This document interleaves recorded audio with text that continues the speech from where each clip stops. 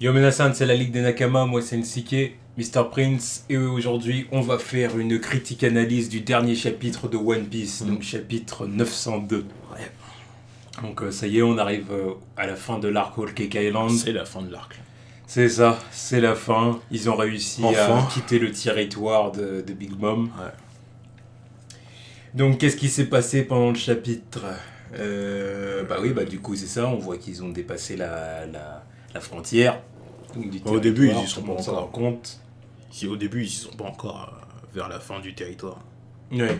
C'est vraiment à la fin qu'ils sont sortis du territoire. Mm. Mais ouais, au début, ça commence avec un petit flashback sur Pedro, là. Mm. Ça m'a fait peur un peu. Je me suis dit, Oda, non, commence pas, tu vois. Oui, On on a vu Sanji. Sanji qui regarde l'horizon, quoi. C'est ça, Sanji qui comprend que Pedro est mort. Ouais, voilà. Il comprend que Pedro est mort et il y a Pedro et il y a Carrot en gros qui vient le réconforter Voilà, en le quelque sorte. réconforter. Parce que Sanji commence à se sentir un peu responsable en disant voilà, si Pedro est mort, c'est pour venir me chercher. Ouais. Là. Et Carrot a dit non, dis-lui plutôt merci. Voilà, et puis sois content, puis elle se met à pleurer, puis puis à être kawaii quoi.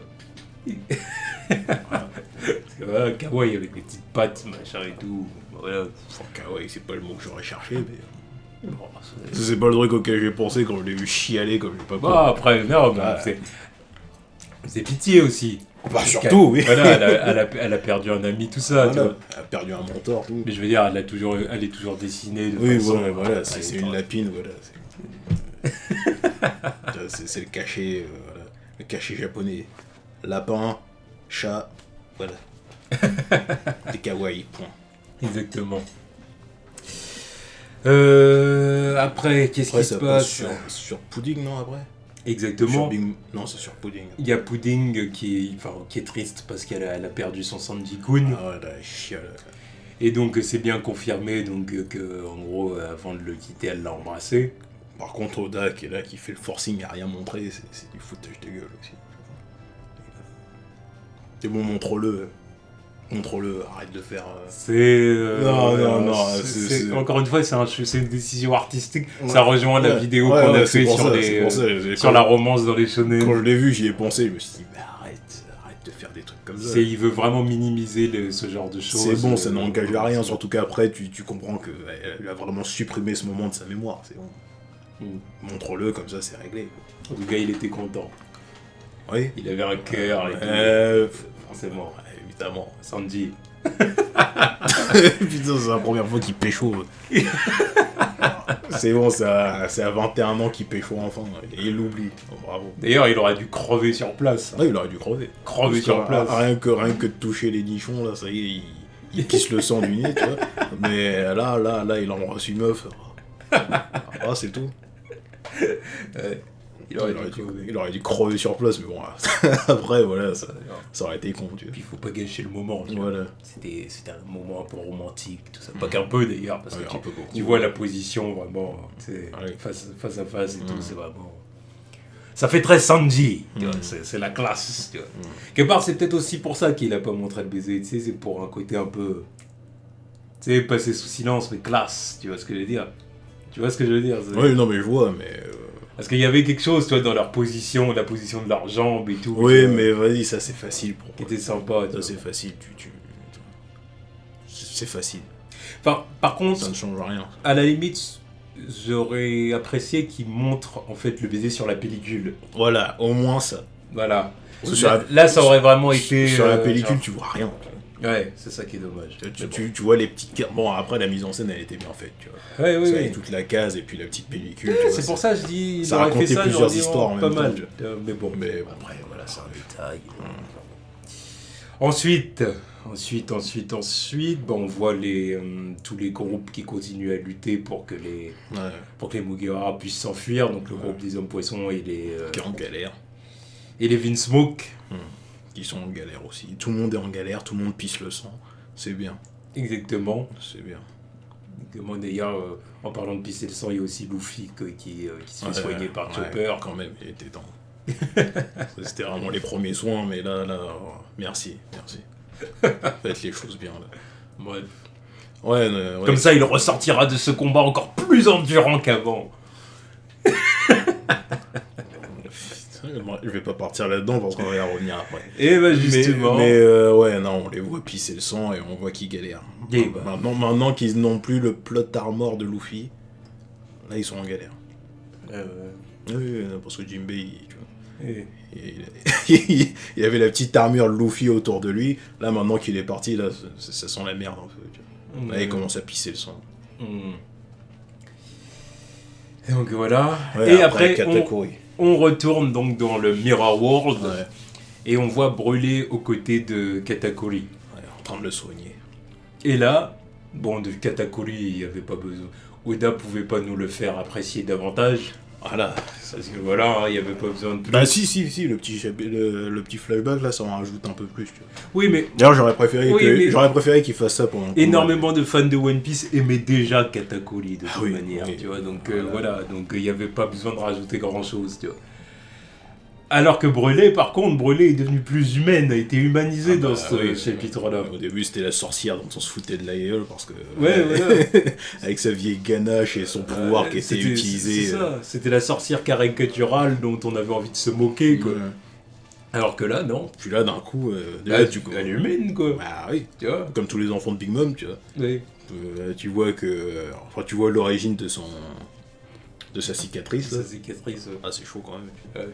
Par contre, c'est un truc que je comprends pas avec les enfants de Big Mom. Comment ça se fait qu'ils sont tous persécutés comme ça? Non, ça marche comment? À ce moment-là, elle avait pas son statut de Yonkou, ou les gens, ils avaient vraiment les couilles d'aller emmerder ses gosses, quoi. Parce que je pense que Big Mom, elle en a rien à foutre de ses gosses. En réalité. Mais même si elle en a rien à foutre, je sais pas, ça devrait faire flipper. Ouais, non, ouais. Je vois ce que tu veux dire, les autres, ils avaient pas peur de... Ouais. Ces vieux mecs qui sont là, qui vont attaquer les gosses de Big Mom, alors que, je sais pas, si c'est la boss de l'île ou je sais pas quoi, tu te dis, bah, on va rester dans le coin, quoi. Ça c'est un truc que j'arrive pas à capter, vraiment. Non, mais déjà, j'ai du mal à m'imaginer Big Mom à l'époque, tu vois, déjà. Parce que quand on le sait. Parce que je sais que... Oda, il l'a montré un peu, tu voilà, quand à l'époque, elle était bonne. Voilà, exactement, ouais, mais... Je veux dire... Ça marche comment pour ses problèmes de boulimie et puis sa force exceptionnelle et tout ça? Sa force exceptionnelle, elle l'avait déjà, même quand elle était bonne. Oui. Bah oui. Ouais, d'accord, mais...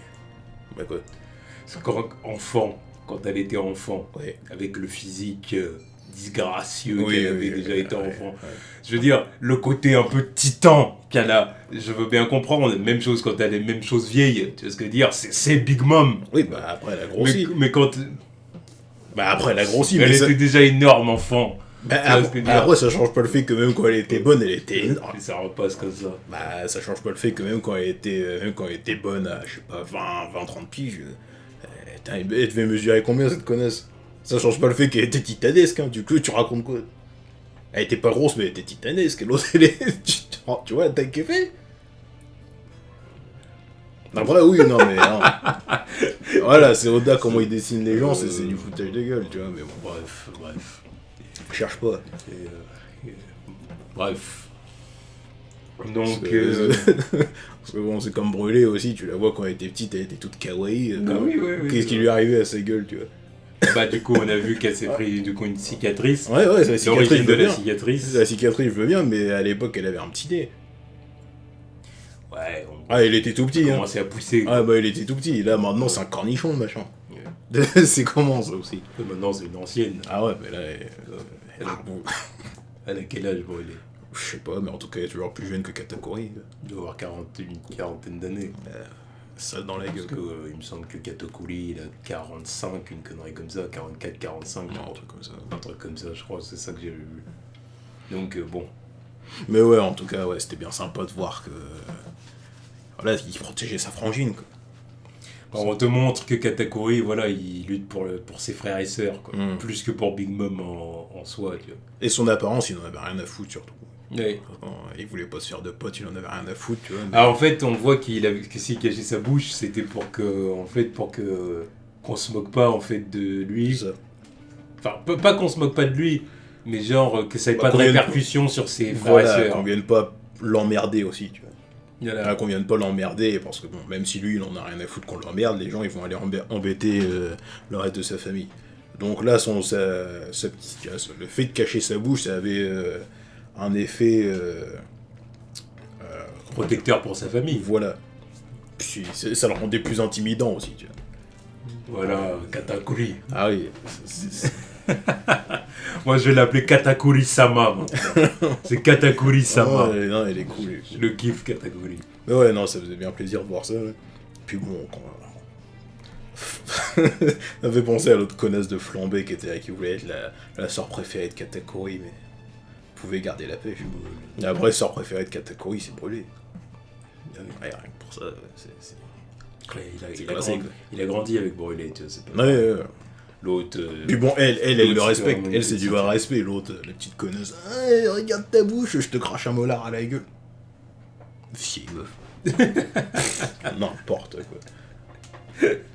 J'espère qu'il va retourner la baffer plus tard. Comment... tu vois... que Brûlé le... Qui resserre la ceinture. Ouais, que Brûlé, elle l'enferme dans son miroir, là, comme ça, elle sort plus. Elle reste là-dedans, la connasse. Bref. Bon, puis... et puis en plus, ça finit... Il dit aussi que... Enfin, c'est dit qu'il a un peu laissé Luffy gagner, quoi. En gros, on voit que quand Brûlé lui parle de Luffy, lui dit apparemment il est en train de quitter notre territoire et après ce qu'il t'a fait, je ne le pardonnerai jamais. Bah, il sourit un peu, quoi. Ouais. Et du coup, elle dit, je m'en doutais. En gros, à comprendre que Katakuri, en fait, il respecte et qu'il aime bien Luffy, tout simplement. Ce qui laisse présager que, oui, en fait, il s'est pas donné à fond. Oui, parce qu'en plus, elle le dit, tu t'es laissé tomber et tout. Non, enfin, elle dit, tu t'es laissé tomber sur le dos. Elle dit, alors que je t'ai vu, tu allais tomber en avant. Donc, ouais. En gros, pourquoi il a décidé de tomber sur le dos? Parce que pour le laisser. Je pense que, ouais, c'est pour... il a fait ça, en fait, pour Luffy, quoi. Oui. Je pense qu'il a fait ça pour Luffy, pour dire, en gros, t'as gagné, voilà. Là, je me laisse tomber sur le dos. Enfin, voilà, en gros, il y a beaucoup de respect pour Luffy, tout simplement. Il y a respect pour Luffy. Voilà, ce qui a participé à la victoire de Luffy. Ah, j'aime bien Katakuri, hein, mais sa puissance, je suis arrivé à un point où je la respecte plus vraiment, quoi. Non, je le dis. Ah, je l'apprécie beaucoup, hein, c'est un de mes personnages préférés, surtout dans cet arc-là, mais en termes d'équipage de Young, je te dis, je te l'ai dit l'autre jour, si je compare, si je mets les pirates de Big Mom à la place de l'équipage de Barbe Blanche à Marineford, je donne pas cher de leur peau, c'est tout. Katakuri en tant que numéro 2, je vois pas les amiraux lui faire de cadeaux, tu vois. Capable de lire dans le futur ou pas. Ou Katakuri à la place de Ben Beckman. Ben Beckman, tu vois, Ben Beckman, je veux pas lui mettre de hype, tu vois. Il y a déjà la hype autour de ce mec, tu vois. Mais je n'ai rien vu. Il faut retenir le fait que il a pointé son gun sur Kizaru. Le mec. Et Kizaru, il a fait Ben Beckman. Rien que ça, c'est hype, tu vois. Le mec, il a fait 15 sur le truc dans ce putain de manga, c'est la hype. Quand tu vois ça, tu fais oh là. Oui. Tu dis l'autre, il lève les mains. Parce que Kizaru, il a fait du sale pour tout l'arc, tu vois. Et là, je ralentis, tu vois. Une action, le mec a fait une action dans tout ce manga, ça y est. Il a levé les mains. C'est vraiment ça qu'il faut souligner. Ben Beckman, il a la hype, tu vois. Main en l'air. Voilà. Potentiellement le meilleur second Yonkou, tu vois, mais on n'a encore rien vu, donc je veux pas mettre trop de hype autour. Oui, c'est sûr. Mais moi je compare à Marco, tu vois, qui est Katakuri. Katakuri, je le vois se faire démonter par un des amiraux, tu vois. Je le mets pas à leur level, tu vois, il est pas à leur level. Tu vois, il est pas endurant, Jack, il est plus endurant que lui.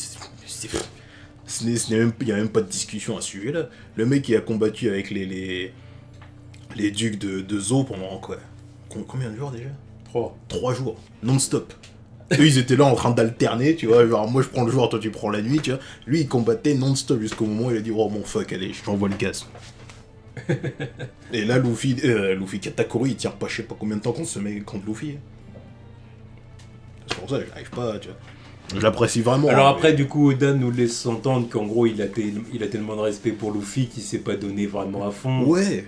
Au début, il l'a sous-estimé, donc il était pas à fond. Puis quand il s'est décidé à la respecter, il se donnait pas à fond non plus, parce qu'au final, il le respectait tellement qu'il voulait pas vraiment le battre. Ouais, et puis il se met en handicap, tout ça, ok, mais ça change pas le fait que ce mec-là, niveau endurance, il tient pas la route, je le dis, c'est tout. Je peux pas le comparer avec Jack, tu vois. Jack, tu sais très bien ce qu'il a fait. 3 jours non-stop, le mec, je peux pas passer outre ça. Puis les amiraux, quand tu sais que Aokiji et Akainu, ils ont combattu combien de temps, eux 10 jours, un truc comme ça. Combien de temps ils ont combattu? Ouais, je crois que c'est ça. 10 jours, non-stop. Il me semble que c'est dans ces eaux-là. Non-stop. Tu vois, mais Katakuri, il fait quoi contre ce mec? Marco, je sais qu'il est cheaté. Il a pas pu montrer toute sa puissance parce que bon, mais en rebond, il a fait quelques trucs, tu vois. Il a quand même combattu les 3 amiraux. Donc la plupart du temps, il était menotté avec le granit marin. Ouais. En plus, parce que Marco, il y a un gap entre lui et Josu. Josu, il est bien gentil, mais il est claqué. Il est claqué, pouvoir du diamant. Allez, il a fallu 5 minutes contre Aokiji, il a perdu un bras. Allez, dégage, tu vois. Mais bon, voilà quoi. Donc Katakuri, je l'aime bien, mais non, je peux pas. Enfin bref. Enfin bon. Voilà, on en est là. Puis ça se termine sur... Ah bah non, il y a encore Big Mom qui arrive pour confronter... Ça se termine comme ça, plus ou moins. Ah non, ça se termine avec Sanji qui fait de la bouffe. Exactement, oui, c'est ça, il y a Sanji qui fait de la bouffe aussi. Mais bon, oui, le Big Mom arrive sur... Le fait notable principal, c'est quand même... voilà, Big Mom qui arrive et puis qui, en gros, qui fait son truc... Stay alive. Non, c'est... Attends, c'est quoi qu'elle a dit? Life or Death, là, qu'elle a dit. Ouais, c'est Life or Death, un truc comme ça qu'elle a dit. Ouais, voilà, elle veut plus les laisser le choix, vraiment. Oh, de toute façon, ces menaces, maintenant, je m'en fous. Life or Death, Moscato, il est vivant. Autant quand j'ai vu le truc, je me suis dit, oh, vous êtes dans la merde. Ça décrédibilise son pouvoir. Rien que le fait que le mec il soit présent dans une case, ça a tout niqué. Ouais. Tu vois, je me suis dit, bon bah voilà, Moscato il est mort, voilà, c'est ça le pouvoir Big Mom. Là, c'est pour ça quand je l'ai vu là arriver devant tout le monde dans la page, je me suis dit, ah, vous êtes foutus les mecs, vous êtes foutus. Tous. Là. Et maintenant que je me rappelle que Moscato est vivant alors qu'elle lui a pris 40 ans, les autres, rien à foutre. Il va leur arriver quoi? Ouais, c'est pas fou. Si Stockard Moscato il survit, il y a juste à lui mettre un bandage, il est réglé. Maintenant, faut voir ce qui va leur arriver. Je sais pas. Donc on en saura certainement plus quand Jinbei fera son grand retour. Moi je suis sûr qu'on en saura plus dans les news sur la rêverie, je pense. Ouais, c'est vrai qu'il y a ça aussi. Ouais, parce que ça, c'est un putain de gros titre. Hein. Ou alors quand Jinbei fera son grand retour dans l'Arc Wano. Le grand retour que tu attends avec impatience. On fait con. Oh, Jinbei! Oh merde! Oh, ça fait pas 40... Jinbei! Ça fait pas 150 chapitres qu'on t'attend depuis. Putain. Bref. Et puis oui, c'est fini du coup sur Sanji qui fait un bon repas, les autres sont contents, et puis voilà. Ouais, et puis... voguons vers de nouvelles aventures. Petit parallèle avec Zeph aussi. Ça faisait plaisir de revoir Zeph. Exactement, pour nous redire que c'est son vrai père. Voilà, on a bien compris ça. Mais voilà, ça fait plaisir, c'est sympa. Puis on voit vraiment le Baratie qui a évolué. Hein, bah oui, c'est normal depuis le temps. Rien qu'en 6 mois, il avait déjà évolué le machin. Ils font du bif. Évidemment qu'ils font le restaurant sur mer, là, ils font du bif. Surtout qu'ils ont dû attirer un paquet de monde avec leur pro qui était à l'effigie de Sanji, enfin l'ancienne affiche de Sanji. Ils vont dire, oh bah merde, c'est là qu'il a travaillé le membre des Mugiwara. Évidemment qu'ils sont venus. Donc là, ils doivent voir une affiche de lui dans le restaurant aussi. Donc, voilà. C'est la mascotte, voilà. C'est la star. Comme les restaurants où il y a des photos de stars. Ouais, c'est ça. Voilà, c'est ça. C'est ça. Zeph, il a dû mettre des photos de Sanji quand il était petit. Voilà, c'est ici qu'il venait. C'est ici qu'il travaillait. Là. Qui vivait. Ouais, c'est ici qu'il vivait. C'est lui qui a fondé le restaurant carrément. C'est vrai. Avec Zeph. Le fondateur du resto. Tout. Les Mugiwara ont mangé ici aussi. Bah oui, évidemment. Ouais, voilà. Donc voilà, c'était la fin du chapitre. C'est un chapitre sympa. Ouais. Le chapitre 902, c'est un chapitre sympa. Mieux que celui de la semaine dernière. Oui, je suis d'accord. Voilà, c'est un chapitre sympa. En tout cas, maintenant, passons à la rêverie. Hein. J'ai envie de dire, passons à la rêverie. Là, c'était le dernier chapitre de l'arc. Maintenant, voyons voir ce que Oda va nous réserver pour la rêverie. J'ai hâte de voir tous les grands de ce monde discuter affaires, discuter business, politique. Discuter politique. Il y a vraiment One Piece qui peut te mettre la hype pour 10 chapitres de politique. Il y a 10 chapitres où des mecs vont rester autour d'une table à parler. Tu vois. Enfin, je dis 10 chapitres, je sais pas, mais les gens sont hypés pour des mecs qui vont parler. Après, à mon avis, il va quand même essayer de hyper le truc en montrant certaines personnes rentrer, des gens qu'on n'a pas vus depuis un moment. Voilà, ou des gens qu'on a déjà vus. Et puis, voilà, ou des gens qui nous a teasé à certains moments puis qu'on n'a pas encore vus. Ou tu vas essayer pour qu'on fasse C'est déjà, j'attends Fujitora, tu vois, parce que lui, monsieur, veut réformer les Shichibukai, là, tu vois. Ça va faire plaisir de le revoir, lui, déjà. Avec ses yeux, là. Oh non, c'est terminé. Oh, avec sa voix. Sa voix de vieux samouraï. Et maintenant, je pense à lui, là, je me dis, Katakuri, qu'est-ce qu'il ferait contre ce mec-là, tu vois. Fujitora. Bref, on peut partir là-dedans. D'ailleurs, ça serait aussi l'occasion d'introduire le 3e amiral, là, on l'a toujours pas vu, le mec. Oui, c'est vrai. Merde. C'est vrai. Bah, il est temps. Ouais. Il est temps. Non, mais moi, j'attends du lourd. Ça serait bien qu'on ait tous les amiraux qui soient là. Qui soient tous posés. Hein. Dont Akainu, tu vois. Amiral en chef. Ouais, amiral en chef, ouais. Tu vois, c'est-à-dire que les 4, ils arrivent là.